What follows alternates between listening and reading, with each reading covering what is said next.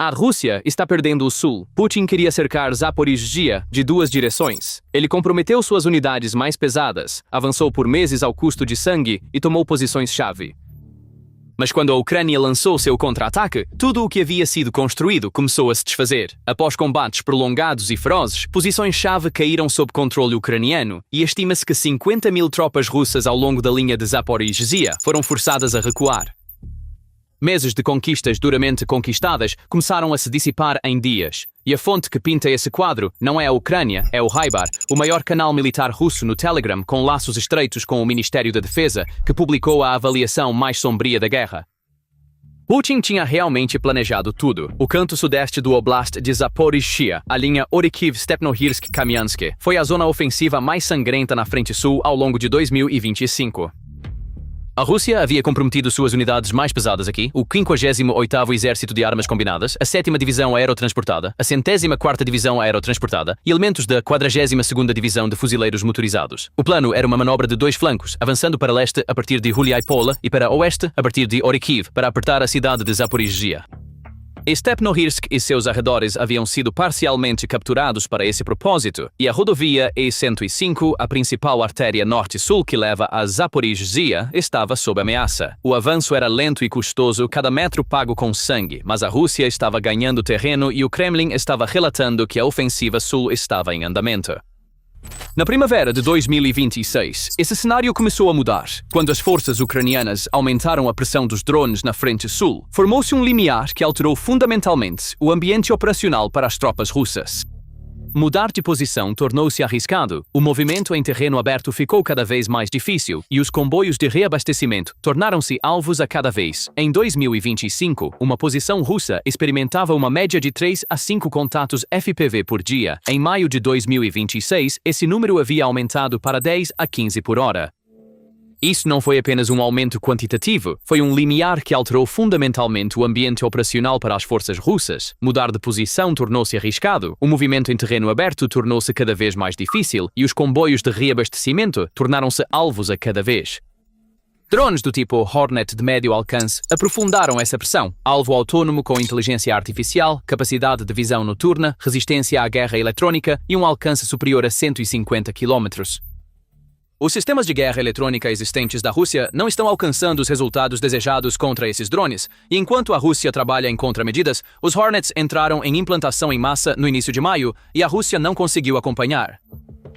A arquitetura de drones em 3 camadas, FPVs a curta distância, Hornets a 150 km de profundidade, drones de reconhecimento fornecendo vigilância 24 horas por dia, continua a reduzir o espaço de manobra das forças russas. Grupos locais no Telegram relatam enxames de drones sobre Kamenka, Dniprovska, Vodian e Enerhodar a cada 20 a 30 minutos.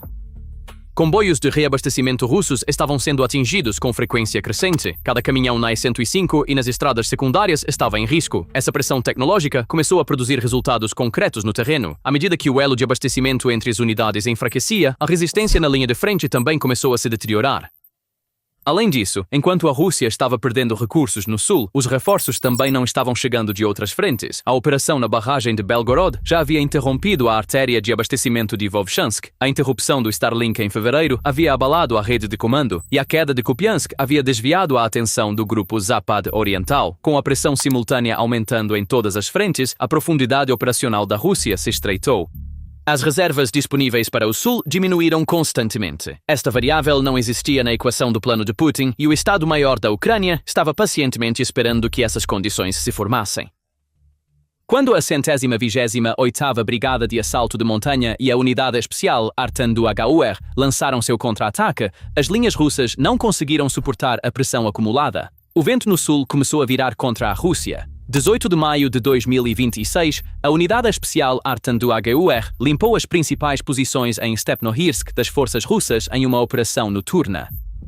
As ações de assalto foram realizadas de maneira coordenada com reconhecimento aéreo e ataques de precisão. Imagens geolocalizadas mostraram veículos blindados ucranianos operando no entroncamento. E-105, uma área marcada como controle russo, confirmado no mapa Deep State apenas alguns dias antes. Por que Stepnohirsk é tão importante? A cidade fica 30 quilômetros ao sul de Zaporizhzhia, na I-105.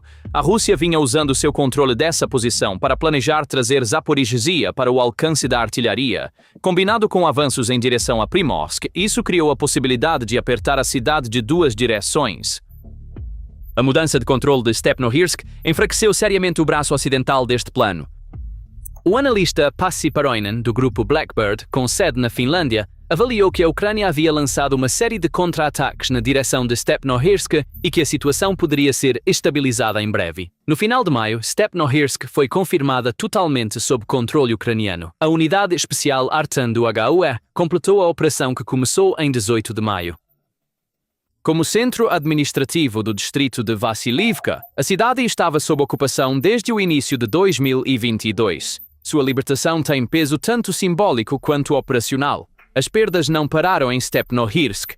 A Ucrânia expandiu seu contra-ataque. Os relatórios do ISW de 16 a 22 de maio documentam avanços simultâneos ucranianos em 4 direções diferentes ao redor de Orikhiv, noroeste de Stepnohirsk, oeste de Stepov, sudoeste de Piatikatsky e sudeste de Malatokmachka. A 128ª Brigada de Assalto de Montanha da Ucrânia avançou ao sul de Bilohíria e Novodanilivka. Um blogueiro militar alinhado ao Kremlin reconheceu que não restavam posições russas em Novodanilivka e Malatokmachka, a vila que a Rússia manteve sob pressão por mais de 4 anos, mais de 1500 dias, agora está sob controle ucraniano. Milhares de soldados, toneladas de equipamento, anos de energia gastos em uma única aldeia. Agora, essa aldeia foi recapturada em uma única operação. Esta imagem sugere que a abordagem de desgaste da Rússia no sul não entregou os resultados esperados. A Rússia pretendia desgastar seu oponente, mas cada vez mais se tornou a que estava sendo desgastada.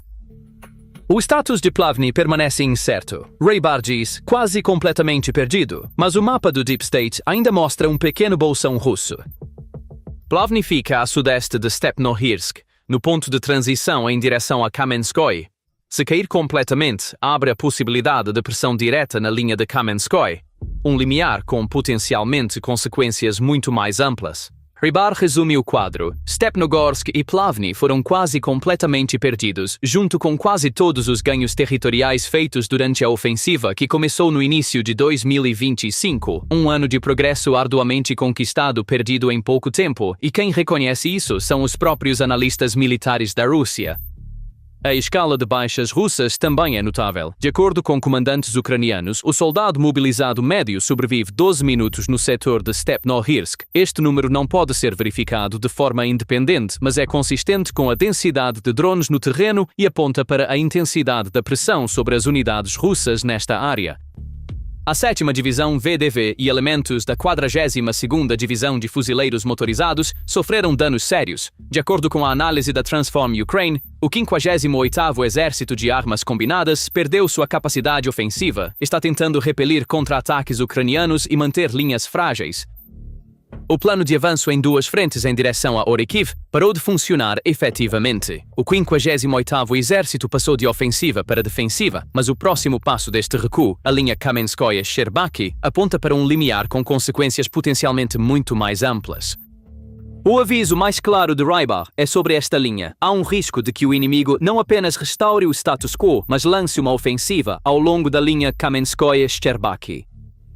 Kamenskoye fica na margem oeste do Dnieper, ao norte de Enerhodar, um nó estratégico. Sherbaki está ao sul, na junção-chave da rota Vassilivka. A linha de aproximadamente 25 km entre esses 2 pontos é um dos elos mais importantes na defesa sul da Rússia. Depois que Stepnohirsk caiu, a extremidade norte deste elo já enfraqueceu, e se Plavny cair completamente, a pressão se desloca diretamente para esta linha. A Rússia pode mantê-la. A resposta depende de muitas variáveis: capacidade de reforço, eficácia da defesa aérea, se a Ucrânia pode manter o ritmo do seu ataque. Mas o próprio Rybar está discutindo abertamente a possibilidade de essa linha se romper e descreve a reação em cadeia que se seguiria passo a passo. Na primeira fase, a Rússia precisaria enviar reforços em direção a Vassilivka. Vasilivka é o entroncamento onde as rotas de abastecimento do sul convergem, mas as estradas que levam até lá já são rotas frequentemente alvo de ataques de drones ucranianos. Um ciclo vicioso emerge aqui. Você quer enviar reforços, mas o que você envia corre o risco de ser atingido na estrada. Se você não enviar reforços, a linha enfraquece, e à medida que a linha enfraquece, uma área maior se abre. Se Vasilivka não puder ser mantida, a segunda fase pode entrar em ação. A retirada se estende até Tokmak.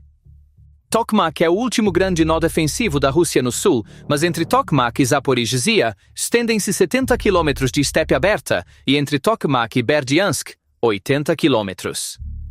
Este terreno plano não oferece características defensivas naturais, sem rio, sem montanhas, sem floresta. Não há evidências de que a Rússia construiu novas fortificações nesta área. Durante 2025, todos os recursos foram gastos na ofensiva. Quando a ofensiva parou, o que restou foi um terreno aberto com infraestrutura defensiva fraca. O pior cenário de Rybar emerge aqui. Estabilizar a situação exigirá o envio de forças adicionais em direção a Tokmak e mais adiante em direção a Berdyansk e Mariupol. As entregas de carga civil nessas rotas já estão seriamente interrompidas. A espinha dorsal logística do sul da Rússia já está sob pressão. A gasolina na Crimeia está sendo racionada com cupons e comboios de reabastecimento que se dirigem para o sul estão sendo atingidos por fogo de drones. Nessas condições, o envio de forças adicionais para o sul é possível no papel, mas muito difícil na prática. Se esse cenário se concretizar, a estrutura de defesa do sul da Rússia seria seriamente enfraquecida e a conexão terrestre da Crimeia estaria sob ameaça direta. A guarnição de 25 a 30 mil soldados na Crimeia, remanescentes da frota do Mar Negro, unidades do FSB, elementos de defesa aérea, pode enfrentar o risco de isolamento. Claro, a Rússia ainda tem opções para manter esta linha, novos desdobramentos de unidades, reforços de defesa aérea, ajustes táticos. Mas quem está descrevendo este cenário não é a Ucrânia, é o Rybar, uma fonte pró-Rússia próxima ao Kremlin. Se ele está discutindo abertamente esses riscos, a situação no terreno pode ser diferente das declarações oficiais. E bem ao lado da linha Kamenskoye, uma ameaça de tipo diferente aguarda, uma zona onde até as armas mais poderosas da Rússia são ineficazes. Rybar coloca outra possibilidade explicitamente na mesa. Pode indicar que o inimigo está preparando pelo menos um ataque de distração através dos canaviais no fundo da antiga barragem de Kakhovka, se não um desembarque em grande escala. Quando a barragem de Kakhovka colapsou em 2023, deixou para trás uma bacia rasa cheia de canaviais, terreno que pequenas unidades ou plataformas robóticas poderiam potencialmente atravessar. Bem ao lado fica Enerhodar, e em Enerhodar está a maior usina nuclear da Europa, 6 reatores, mais do que o dobro da capacidade instalada de Chernobyl. A Rússia tem usado a instalação como escudo militar desde 2022. Ao longo de maio, a atividade de drones na área aumentou visivelmente em comparação com os meses anteriores. Canais locais relatam ataques sobre Enerhodar a cada 20 a 30 minutos. Houve vítimas civis. Os trabalhadores da central nuclear também se tornaram alvos. A Rosatom confirmou isso oficialmente. A AIEA confirmou no dia 3 de maio que o laboratório externo de monitoramento de radiação da central foi atingido por um drone. No dia 5 de maio, um drone atingiu o centro de resposta a emergências. A central não está gerando eletricidade, mas os reatores e o combustível usado requerem resfriamento constante. Um corte na energia externa poderia criar risco. O aviso de Grossi foi incisivo. Estamos a um erro de um acidente catastrófico. A preocupação de Rybar aqui é diretamente militar. Perder a central nuclear de Zaporizhzhia é inaceitável. Expulsar até mesmo pequenas forças inimigas de lá seria uma tarefa extremamente difícil. Além disso, os meios de destruição das forças armadas russas seriam severamente limitados porque a central nuclear não é um alvo adequado para bombardeios aéreos. Este é o paradoxo da Rússia. Pode usar bombas planadoras em Stepnohirsk, pode bombardear Kamenskoye com artilharia, mas não pode usar armas pesadas ao redor de uma usina nuclear de 6 reatores. Danos à instalação nuclear se tornariam uma crise internacional e a Rússia não pode se dar ao luxo disso. Enquanto isso, a Ucrânia pode aplicar pressão com forças leves, drones, pequenas unidades, plataformas robóticas. As armas mais poderosas da Rússia perdem sua eficácia exatamente na zona mais crítica. A usina nuclear é o ponto mais vulnerável da defesa sul. Se a usina realmente se tornará parte de uma operação é incerto. A Ucrânia deve considerar as consequências internacionais e o risco é muito alto. Mas a disposição de Rybar em discutir abertamente essa possibilidade revela o nível de ansiedade no Comando Sul. A queda de Stepnohirsk, a linha de Kamenskoye sob pressão, a incerteza em torno da usina nuclear, todas essas cargas estão se acumulando em uma única estrutura militar. A estrutura sendo esmagada por toda essa pressão é o 50º Exército de Armas Combinadas e as forças do Grupo Vostok. Em 2025, essas unidades estavam em modo ofensivo, avançando em direção a Orikhiv de duas direções, aproximando-se de Zaporizhzhia, expandindo a zona de controle sul. Em maio de 2026, todos os três objetivos se tornaram inalcançáveis. A capacidade ofensiva está esgotada, a mudança para posições defensivas ocorreu, mas a defesa também está sob pressão. A avaliação compartilhada de Rybar e outros blogueiros militares russos, o Argonzo Two Majors, é impressionante. As forças russas no terreno estão lutando com 3 a 5 vezes menos poder de fogo. Enquanto o Kremlin alocou recursos enormes para ataques de mísseis em cidades ucranianas, mais de 600 mísseis e drones apenas na primeira semana de maio, as unidades do sul receberam apoio inadequado.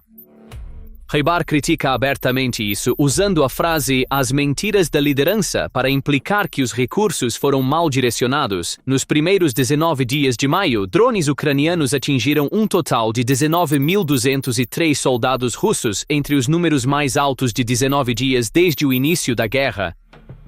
90% das baixas agora são causadas por drones. No início da guerra, essa proporção era de 10 a 15%. Essa transformação está mudando a natureza da guerra. Os drones não são mais uma arma de apoio, mas se tornaram a principal ferramenta de ataque. A análise da Rússia descreve a zona que se estende a 200 km da linha de frente como uma zona de morte absoluta. Esta zona era de aproximadamente 100 km em janeiro e dobrou até maio.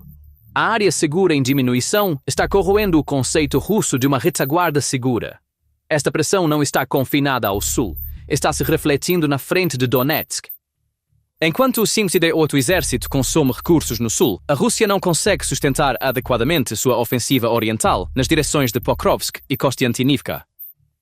À medida que o fluxo de suprimentos diminui, o ímpeto da ofensiva oriental também cai. O ISIW registrou a perda territorial líquida da Rússia em abril de 2026, a primeira desde a Operação Kursk de agosto de 2024.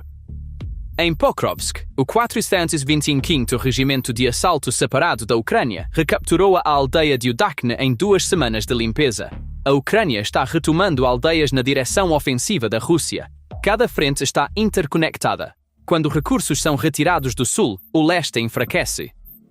Quando os reforços são enviados para o leste, o sul se abre. A Rússia está lutando para manter toda a frente com força suficiente simultaneamente. O equilíbrio de mão de obra também não parece capaz de sustentar essa pressão. Segundo Syrskyi, a Rússia não conseguiu substituir suas perdas por 5 meses consecutivos. A vida útil média de um soldado é de 58 dias. As divisões VDV e brigadas de guardas perdidas estão sendo substituídas por soldados com 1 a 3 semanas de treinamento e 0 experiência de combate. A Rússia ainda mantém superioridade numérica, mais de 600 mil soldados no campo, mas a capacidade de combate dessa força está se deteriorando a cada perda. Essa deterioração também é visível dentro do país. Em Moscou, no dia da vitória, 9 de maio, o dia em que tanques desfilam pela Praça Vermelha todos os anos, o dia em que o poder militar soviético é exibido ao mundo, este ano foi realizado sem tanques pela primeira vez. A explicação oficial, situação operacional atual. Média zona conta mais de 213 mil russos mortos confirmados. A parcela da renda gasta em alimentos subiu para 39%, o nível mais alto em 16 anos. Os efeitos da guerra estão se infiltrando da linha de frente para a vida cotidiana. O desempenho de horas completas de Gerasimov em Kupiansk está se repetindo de forma semelhante no sul. Comandantes relatam progresso ao Kremlin enquanto no terreno. Stepnohirsk foi perdido. O 58º Exército recuou para a defesa e a espinha dorsal logística do sul está sob pressão. A informação sobe distorcida. Planos são construídos com base em informações distorcidas. Planos não encontram correspondência no terreno. Rybar pode ver isso. A verdadeira questão é se Putin pode.